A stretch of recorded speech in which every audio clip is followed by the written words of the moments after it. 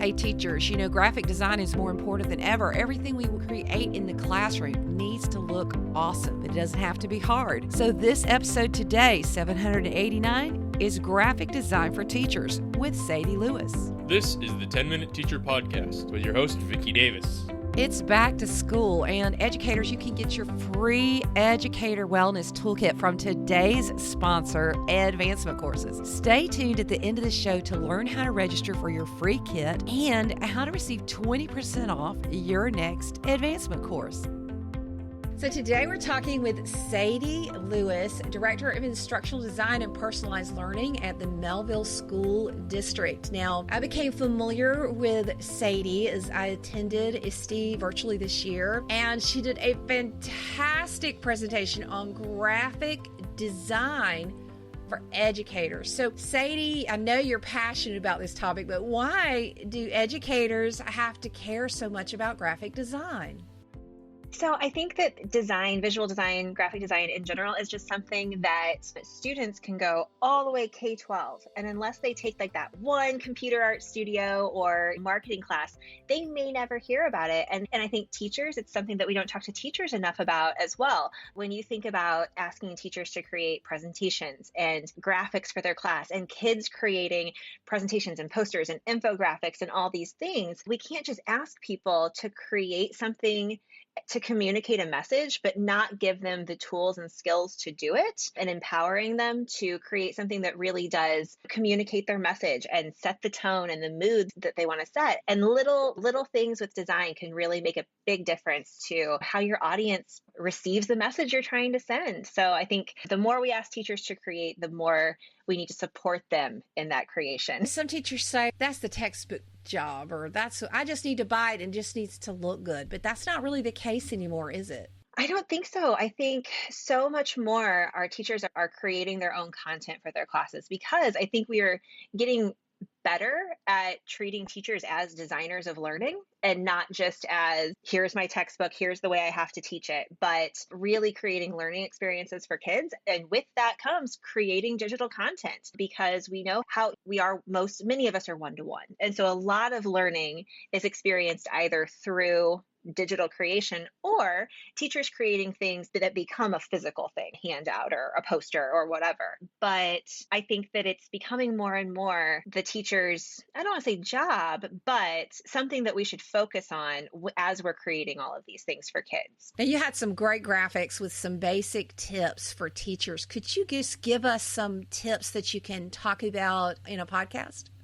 Yeah, so I think that something that we've all done since I was a kid, since I was like in middle school in the 90s. When you create a presentation, it was always title goes at the top, bullet points down one side, picture on the other side. And you can close your eyes and picture that slide in your head. We've all seen it. But really, when we open a slide, we shouldn't start with the title. We should start with, where do you want your audience's attention to go? And it's probably a graphic. It's probably a picture.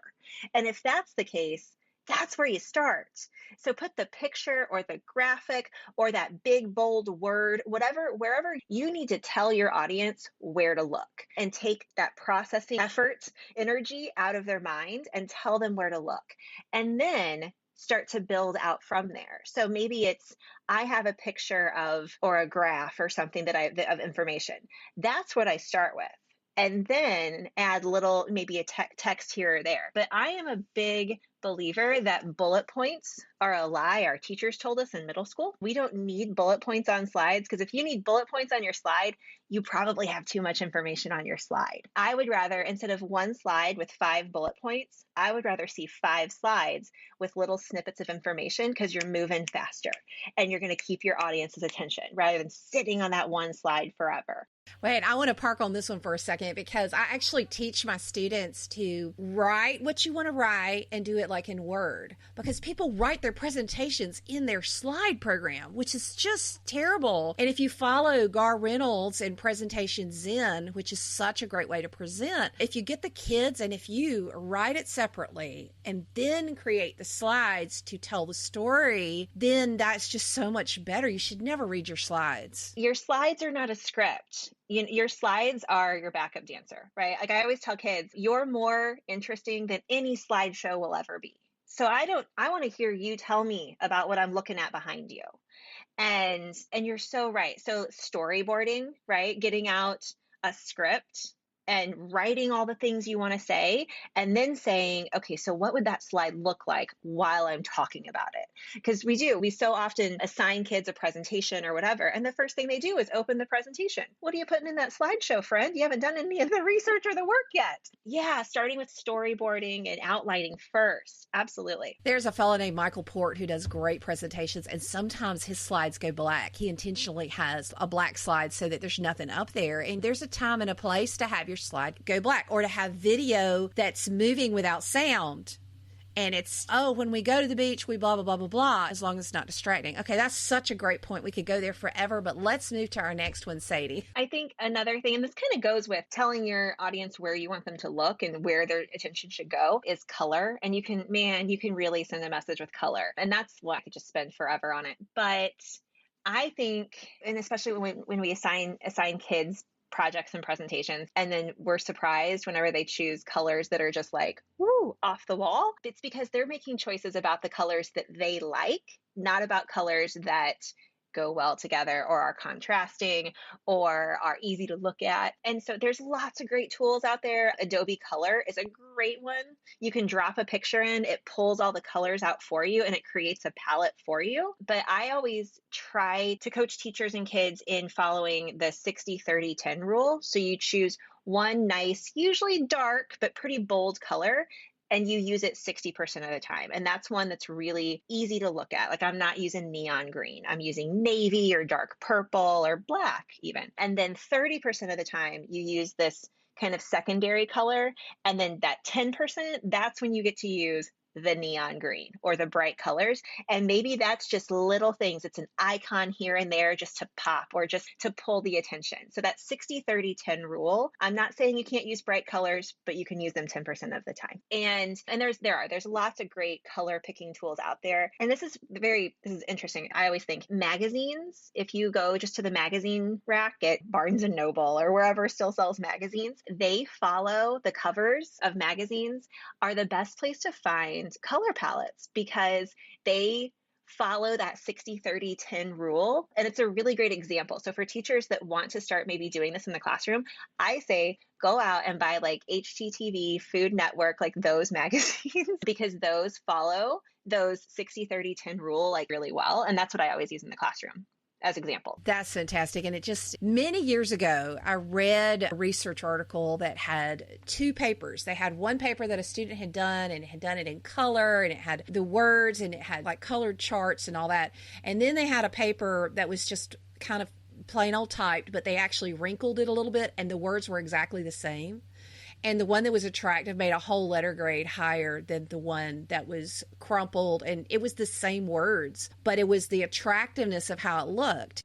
I'm not saying we should have a slide full of text, but if you do have a sentence or something on a slide, there's nothing wrong with taking the 2 or 3 most important words, making them bold and a different color, because then you are immediately taking that processing time away from your audience. They don't have to think about what they're looking at. You've told them. So now they can actually listen to what you're saying, because so often what's on the slide and what you're saying are two different things. And a person is trying to read the slide, but also listen to you, and that sends them into cognitive overload so fast. So if you can, on the slide, tell them, this is where I want you to look, then they're more likely to listen to you. And that's why I think sometimes when teachers are lecturing and they've got one thing on the slide and they're lecturing, and not lecturing, but talking to the kids, and the kids don't remember what they were saying, it's because they were trying to process two things at the same time. And taking that processing energy out for them is going to help learning in the long run, because they're going to be able to push more to their permanent memory. And we won't say who this was or where it happened, although many listeners who've been in technology will remember a major technology conference where the presenter had over 250 words on their slides, and over half the audience walked out before the end of the presentation. It was one of the most embarrassing experiences of my life, just because they were just reading it to us, and I don't think the person realized that us geeks, some people don't think the word geek is good, but us technology people tend to like things to look good. Okay, so you've given us some great tips about colors, picking colors, and not having too much text on there? What other tips do you have for it? I think when you think about type or font, we always like to do cursive. If we've seen, remember back in the summer of 2020 when emoji classrooms were starting to become the thing. And there was all these kindergarten and first grade Bitmoji classrooms, and the welcome to Miss Lewis's class was written in cursive. And kindergartners can't read cursive, but we love that scripty font because we as teachers like it. But it's not about us. It's about what our kids can read and how easy it is to process. So anytime that we're using more than a couple words, you want to stick with really simple, easy to read text. But if it's something that you're creating a cool graphic with, and you've got 1 or 2 words and it's a really cool like logo graphic, get creative, use the script, like that's fine. But something that I always point people to is the font Lexan. It's Lexend, and it was purposefully created for students with reading difficulties to increase comprehension and fluency in reading. And that's really the only font I use in my presentations anymore, because it's really nice. It looks really nice. It's a really good looking font, but there's so many variations of bold. And so when we think, I don't want to just use one font through my entire presentation, that's boring. It's not boring, because you can take one font and do all caps and lowercase and bold and thick and thin and italics, and it looks like a completely different font. And I really like Lexan because it was created by an educator who noticing kids having trouble reading long passages. And so it was developed specifically to help kids read. And that means it's good for all of us. It will help all of us with processing information. So is it in Google Slides and Keynote and PowerPoint, or do you have to load it in Canva? It is across platforms. It is. Yeah, it's open source. It's in all the things. So you have to go in Google when you go into fonts and add more. It's in there. And then it's like a downloadable. So if you want to download and add it to like Microsoft Office, you can. So it's a downloadable. And if you just like their website, Lexan.com, has all the research where they actually did studies with kids and like reading studies, and it has all the research out there. So it's a good one. Yeah, it's a good one. And I'm not saying don't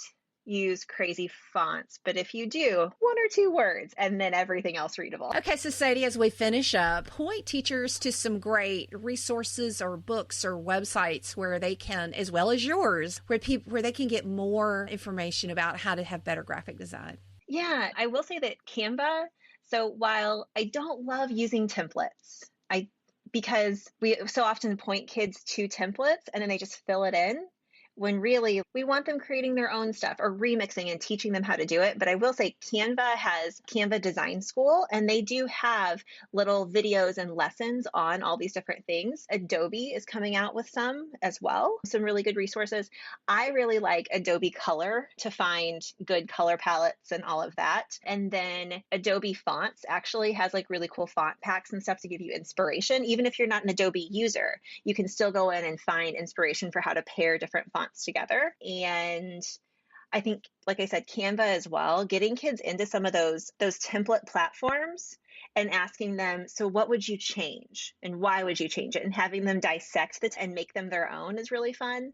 So I think there's a lot of pre-made resources out there, but honestly, I just like designing and starting in Google Slides and just starting with a blank canvas and designing that way. And then I have like my little workbook that I work kids through that I have out there publicly on a Wakelet for anybody to use. So I don't know if that's a link or something that we can share, that anybody's welcome to use it. Yeah, there are just so many great resources out there now, and it's a lot of fun. It's a lot of fun to get into it and to make things more attractive. And there's not a lot of books for graphic design and education. Graphic design, like the principles of design, are universal. There's a good design books out there that teach the basics of design that are totally transferable to education, because good design is good design. One of my favorites is the Non-Designer's Design Book. I think it's what it's called. And it's by a person named Robin Williams, who's not Robin Williams, the comedian, obviously. But I've been using that forever, and it's just so basic and such an excellent book to teach kids. And tell us your website name. SadieCreates.com. There we go. So thank you, Sadie Lewis, for sharing with us graphic design for educators. So many great ideas here for both us and our students. Go to coolcatteacher.com/wellness and download your free Educator Wellness Toolkit from today's sponsor, Ed Advancement Courses. You'll get access to activities, strategies, and tools to improve the 4 domains of wellness. Also, right now, you can save 20% off your next course by using the code CAT20. Yes, that's CAT20, just for our listeners and readers of the Cool Cat Teacher blog. I love their courses because they are flexible with up to 6 months to complete, and you can receive graduate credit through CAEP and regionally accredited university partners or continuing education units that meet your state requirement, like I did. With over 280 courses to choose from, Advancement Courses offers subjects in everything from educator wellness to social emotional learning and more. You've been listening to the 10-Minute Teacher Podcast. If you like this program, you can find more at coolcatteacher.com. If you wish to see more content by Vicki Davis, you can find her on Facebook and Twitter under Cool Cat Teacher. Thank you for listening.